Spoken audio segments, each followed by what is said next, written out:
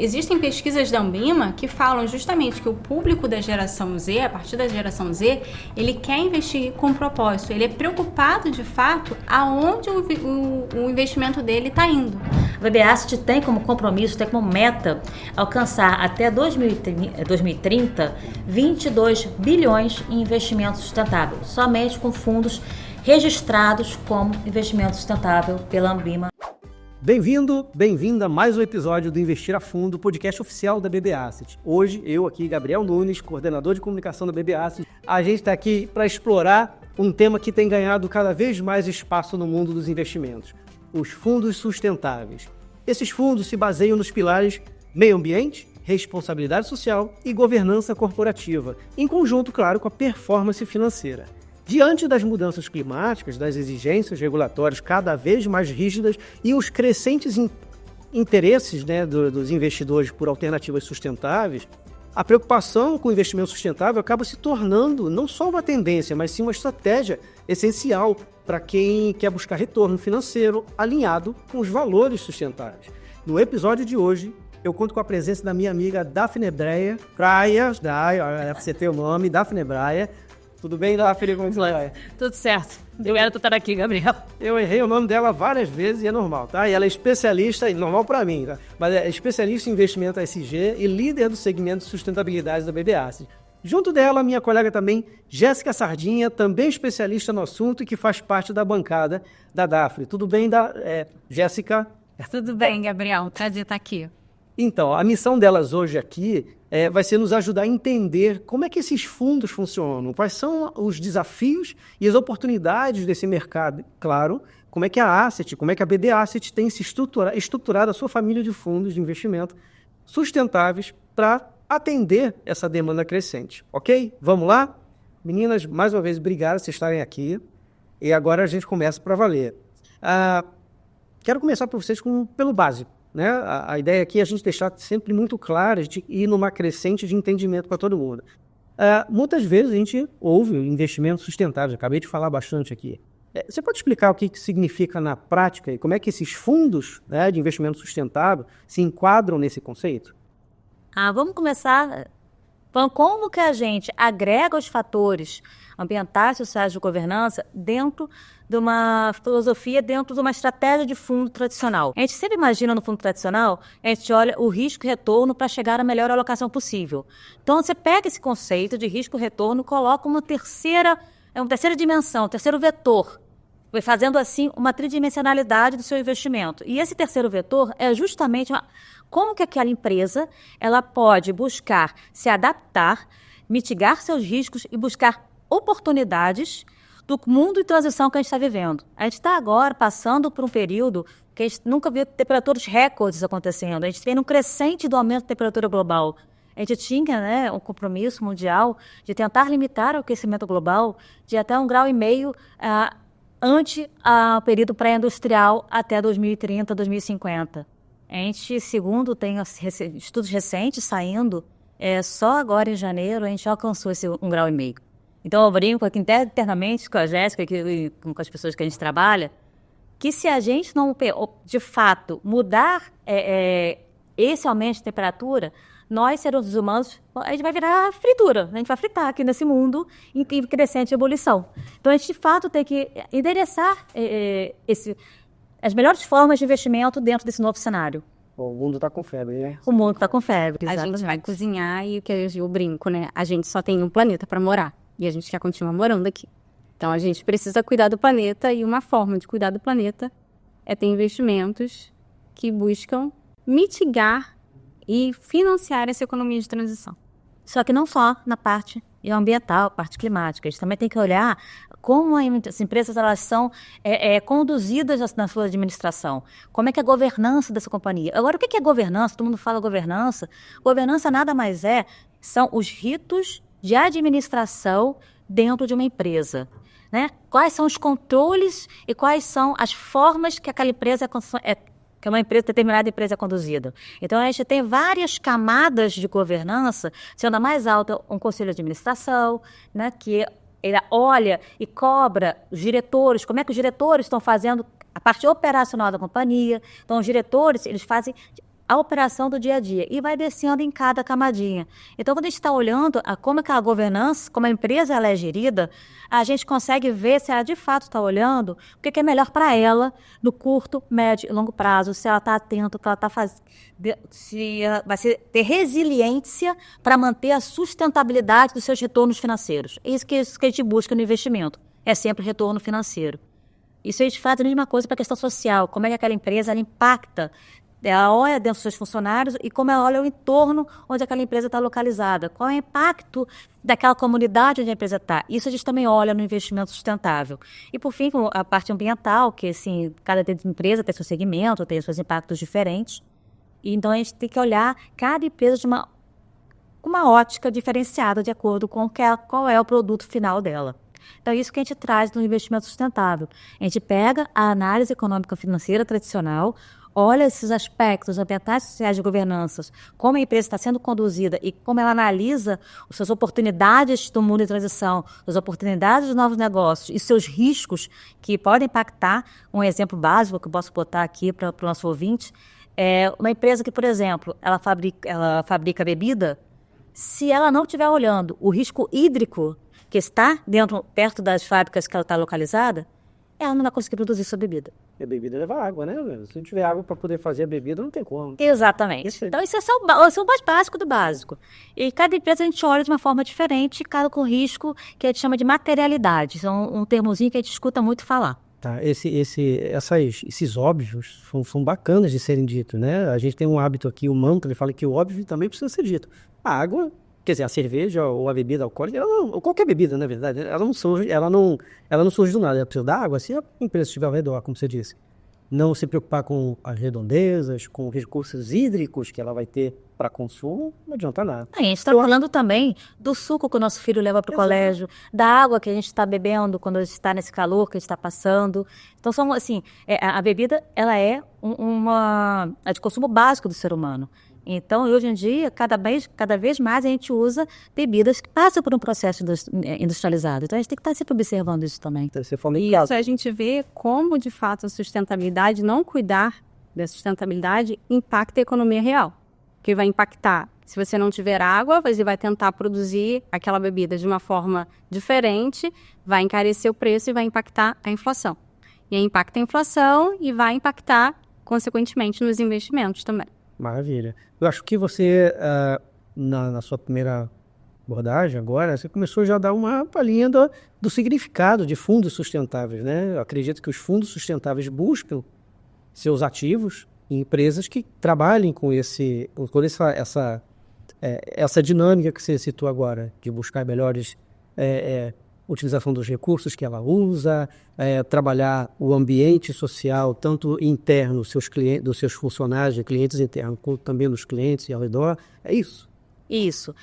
Só que para você poder hoje dizer que você tem um fundo sustentável, você tem que seguir determinadas regras. Antigamente, o mercado brasileiro ele não tinha nenhuma legislação que norteava um gestor para dizer que aquele seu fundo, que aquele ser ofertado para o seu cliente era um fundo de fato sustentável, se ele seguia de fato o que ele estava oferecendo para o cliente. Importante, hein? Isso é muito importante entender o que realmente diferencia um fundo sustentável de um tradicional, né? Isso.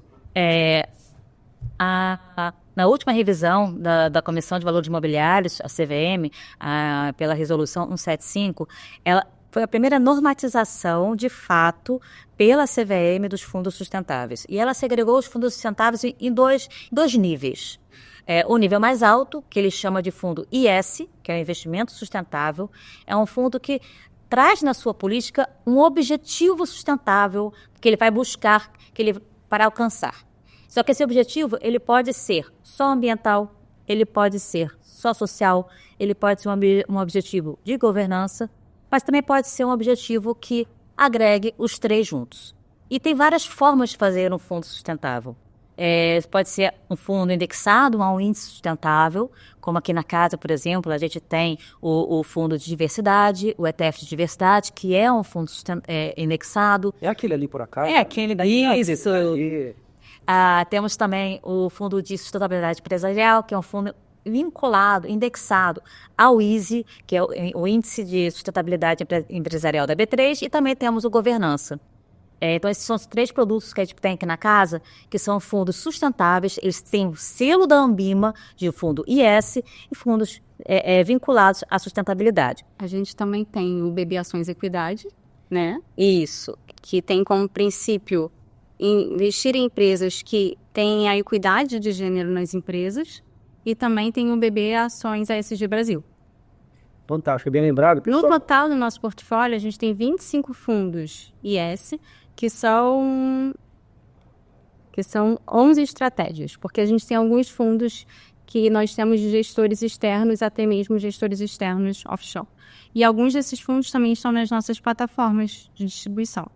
Bacana, eu ia falar aqui pro pessoal que eu tenho por hábito, né, toda vez que a gente fala dos fundos da BB Asset, eu ploto aqui na tela, a gente faz, o Evilásio junto comigo, a gente plota aqui na tela os QR Codes das páginas dele, né, do informe mensal dele, do desempenho dele, tá, gente? Não vou conseguir botar dos 27, não é muita coisa, mas 25. Não vou conseguir botar dos 25, mas a gente vai botar dos principais aqui que foram citados, tá bom? O importante é a gente falar também que esses fundos sustentáveis, para garantir, deixar claro para o cliente que, de fato, aquele fundo tem um objetivo a ser seguido, existe um formulário na página de internet do fundo, que está lá na página de cada fundo. No Fundo Equidade tem, no Fundo Diversidade tem, que é um formulário de metodologia ESG, que ele é padrão para todos os fundos sustentáveis, que a gente explica qual é a metodologia utilizada, como é que é feita a análise, o que ele busca, e também tem formulário de monitoramento. Isso é muito importante também, que a regra trouxe. Os fundos sustentáveis, diferente dos fundos tradicionais, anualmente a gente dá um retorno para o mercado, para os clientes, o que foi feito dentro daquela estratégia, daquele objetivo. Então, quais empresas que aquele fundo conversou para justamente para as empresas estarem melhorando os seus processos, quais foram as movimentações que houveram na carteira. Tudo isso é explicado no formulário de monitoramento também, que também fica disponível na página do fundo. Maravilha. E além dos fundos IS, né, que a Daphne falou, a gente também tem os fundos integrados, que eles integram as questões de sustentabilidade, as questões ESG nos investimentos, mas que eles não têm, por fim, um objetivo sustentável. Você vai utilizar a metodologia ESG, mas você não vai ter um objetivo sustentável por trás. Atualmente, nós temos 12 fundos integrados na BB Asset. Nossa, eu sabe tudo de cabeça, gente. Eu estou aqui tentando lembrar dos fundos, mas eu já ia te perguntar uma coisa especial aqui. Ainda tem empresas, né, que enxergam a adoção de práticas sustentáveis como um custo. E como é que esses fundos, né, os fundos de forma geral, os nossos e do mercado, ajudam a fazer com que eles entendam que isso é uma estratégia de valor para longo prazo? De fato, a gente trabalha bastante o engajamento com as empresas para elas perceberem a importância de adotar práticas sustentáveis. Por exemplo, você pode ter uma empresa que vai ter uma caldeira a carvão. Aquela caldeira a carvão tem um custo muito alto para aquela empresa. E ela pode botar aquela caldeira para uma economia mais, uma energia mais limpa. Ela vai diminuir o custo dela e ela vai estar reduzindo as emissões dela, contribuindo para o meio ambiente. De fato, ela vai ter que ter o dispêndio ali, o investimento para mudar aquela caldeira daquele processo produtivo, mas no longo prazo ela vai estar economizando o dinheiro e também ela vai estar reduzindo as emissões dela. Em relação às emissões, é muito importante a gente falar que o mundo está caminhando para incentivar a redução das emissões. Lembra que a gente falou lá no comecinho que o mundo está esquentando? Que como é que a gente para de aquecer o mundo? É diminuindo as emissões de gases de efeito estufa. E essas emissões, hoje, assim, é uma tendência que tem delas serem taxadas, de ter, assim, as empresas terem que pagar. Quanto mais ela emite, mais ela vai ter que pagar. Então, uma forma de incentivar as companhias a fazer essa transição é por meio desse enforcement de regulamentar. Tanto que, ano passado, o Brasil regulamentou o mercado de carbono, justamente para tentar fazer esse cap and trade do mercado de carbono. A gente sabe que o mercado de carbono ainda tem muito para vir, muito para ser discutido, mas foi um grande passo inicial. Para ficar claro que o mercado de carbono é quando você tem uma empresa que não consegue, de alguma forma, compensar o prejuízo que ela leva para o meio ambiente, de forma geral, ela acaba comprando esse crédito, né? De outra empresa. Não, legal. Aí quem está emitindo menos vende para essa outra empresa e a empresa Obviamente, ela não quer pagar, então ela vai tentar mudar os seus processos produtivos. Aí que a gente começa, de alguma forma, é um enforcement, né? Na força, na taxação, que seja, fazer com que as empresas comecem a ter a consciência, de certo modo. Mas é bacana, toda vez que tiver um termo desse que pode ser um pouco incomum, né, para o público geral, a gente dá uma traduzida, né? Acho que é isso. Aí tem outros termos aqui que eu separei para a gente conversar, que são, por exemplo, título verde, debênture sustentável, e isso está se tornando cada vez mais comum. Você explica para a gente como é que funciona esse tipo de ativo? Antes de responder exatamente sobre os títulos verdes e esse tipo de título, a gente tem que voltar para os fundos. Nós temos, assim, os fundos podem ter estratégias de renda fixa ou de renda variável, certo? Os fundos, estratégias de renda fixa, eles vão comprar ou títulos corporativos ou títulos soberanos, títulos de dívida dos países ou título de dívida das empresas. Para traduzir aqui, o título soberano, tesouro direto, os títulos do governo, né? Que são emitidos. Títulos de empresa, pode ser debênture, como a gente está falando, uma LF, letra financeira, etc. Né? E dentro do componente de títulos que a gente chama de verdes, que podem ser não só verdes, podem ser azuis, podem ser Sociais. fundos sociais, títulos de governança, que já vimos no mercado. Mas só para facilitar a forma de falar, vamos chamar de título verde todos os títulos de dívida sustentável. Boa. Tá? Aí eu acho que... Mas podem ser, tem outros tipos de títulos aí. Esses títulos podem ser também de várias formas de serem emitidos. Você pode ter um título que ele vai ser vinculado a metas de sustentabilidade da empresa. Então, a taxa que a empresa vai pagar para o comprador daquele título vai ter uma variação de acordo com que vai alcançar umas metas sustentáveis ou não. Ou pode ser um título que vai estar vinculado para a produção, né, de um novo processo produtivo, ao investimento para melhorar o seu processo produtivo sustentável. Tá. Deu para ficar claro? Sim. Então, pode ser esses dois tipos de título. Aqui na BB Asset, a gente tem incentivado as empresas a emitirem esse tipo de título. A gente hoje está na carteira com mais de 9 bilhões de títulos verdes dos nossos fundos de investimento, independente de serem títulos, serem fundos sustentáveis. A gente também tem nos fundos tradicionais títulos de dívida verde. Então não é título exclusivamente só comprado por investimento sustentável, né, por fundos dessa natureza. De forma geral, os fundos podem também aproveitar o resultado desses ativos, etc. E o legal, Gabriel, ano passado o governo brasileiro emitiu o primeiro título sustentável brasileiro, foi um bond que ele emitiu lá fora. E se você vê os dados da RM20, você vê que ano passado atingiu 101 bi de emissão. Foi o recorde ano passado. De 2020 a 2024, totalizou 357 bi. E ano passado foi 101 bi. Então, você vê que isso daí teve uma arrefecida em 2023, mas ano passado ganhou força novamente. Bacana, show de bola isso aqui. Agora você já respondeu até como é que a Asset, de forma geral, trabalha e navega esse assunto aqui dentro, né? Os nossos fundos, eles têm, por essência, buscar esse tipo de ativo, buscar a conexão com as corporações que trabalham, né? Assistir uma experiência legal que a gente possa tangibilizar aqui para quem está ouvindo a gente, para quem está vendo a gente, de empresas que tenham, que vocês comprovadamente veem, como é que eu vou falar isso? Vocês tiveram a certeza de que está trabalhando da forma correta dentro do assunto. Eu acho importante falar também que não é só trabalhar com quem já está com as melhores práticas. O importante é a gente estar incentivando as empresas a melhorar os seus processos para terem as melhores práticas ESG. Então, muitas vezes, a gente pode estar até no portfólio de fundo sustentável, uma empresa que ela não esteja ainda com todos os seus riscos e oportunidades ESG endereçados. Mas o nosso papel como investidor, né, é justamente financiar e incentivar que ela melhore para criar uma externalidade positiva para a sociedade. Ou seja, que ela traga um benefício social ou ambiental para a sociedade, junto com o benefício financeiro que a gente falou do começo também. Isso é muito legal. Uma coisa que a gente tem feito com as empresas, que tem dado super certo, é chamado empresas para conversar, empresas de segmentos diferentes, para elas trocarem experiências do que elas têm feito. E dentro dessas conversas em conjunto, que a gente endereça assim, os assuntos que a gente quer que sejam debatidos e que sejam endereçados nas companhias, essa troca de experiência entre elas tem dado super certo.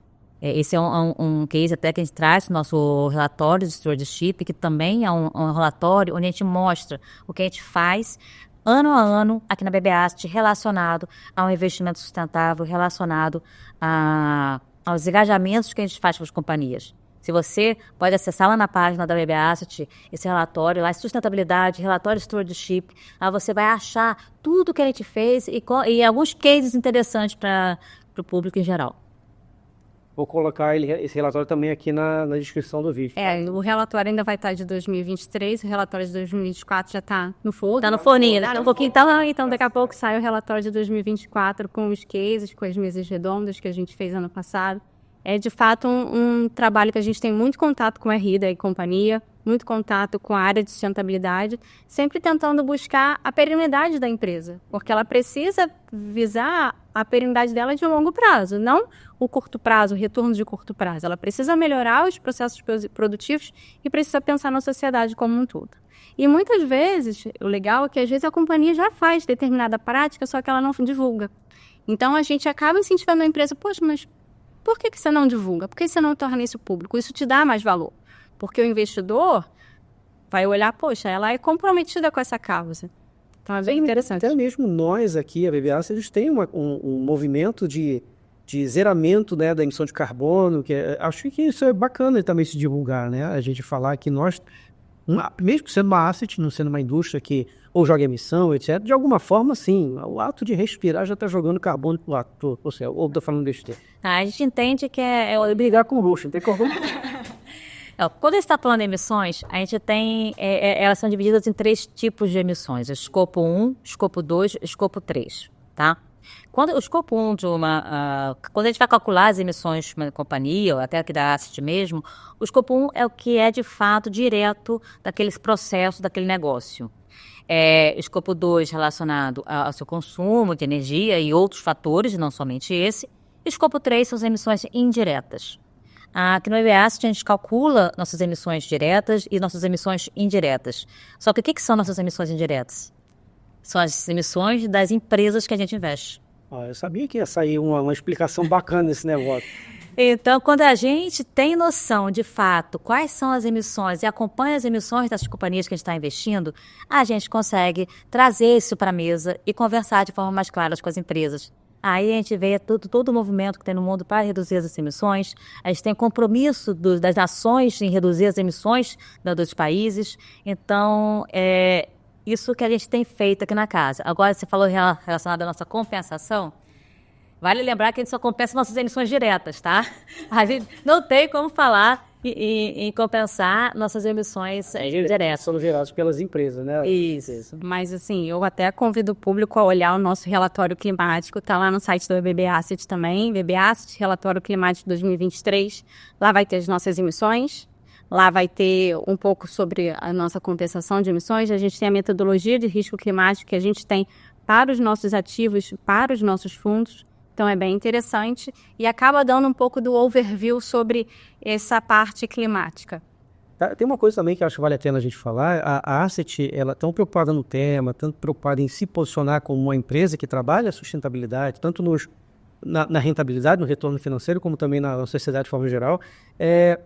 Nós temos parcerias que trabalham com isso, né? Parcerias e que geram, eu não sei se chegou com externalidades, mas sim, geram movimentos fora aqui do escritório da Asset. São parceiros. Você pode falar um pouquinho com a gente? A BB Asset, ela tem como objetivo ser protagonista nas práticas ESG. Só que para isso, a gente também buscou, dentro do mercado, como é que a gente poderia ampliar as nossas atribuições dentro daquilo do que a gente faz na gestão dos fundos. Por isso a gente buscou parcerias.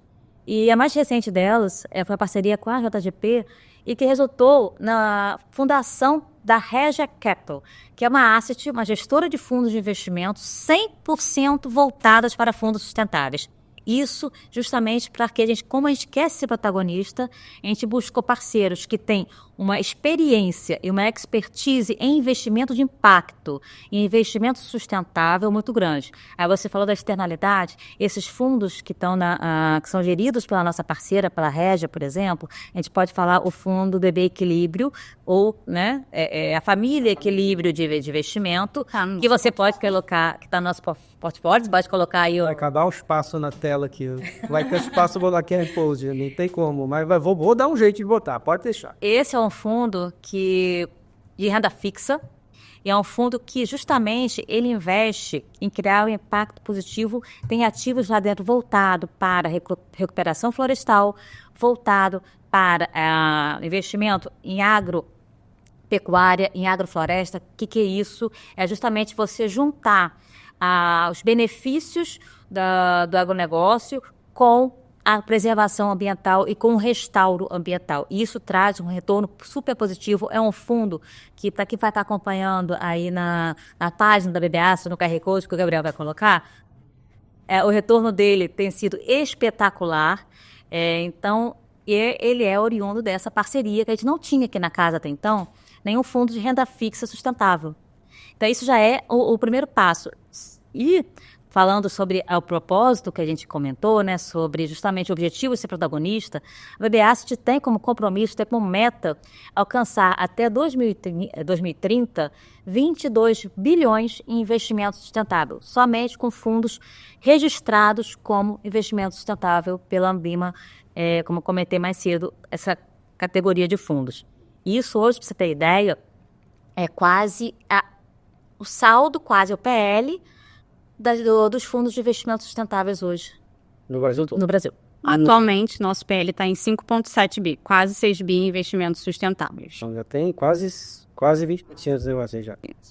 Boa. Isso daí está na meta do banco, na Agenda 30 do Banco do Brasil. Do Banco do Brasil. Não é só uma meta nossa, mas é uma meta do nosso controlador do Banco do Brasil. Maravilha. Então, pessoal, olha, vou botar informações sobre a Régia Capital aqui para todo mundo conhecer esse empreendimento da Asset junto com a JGP.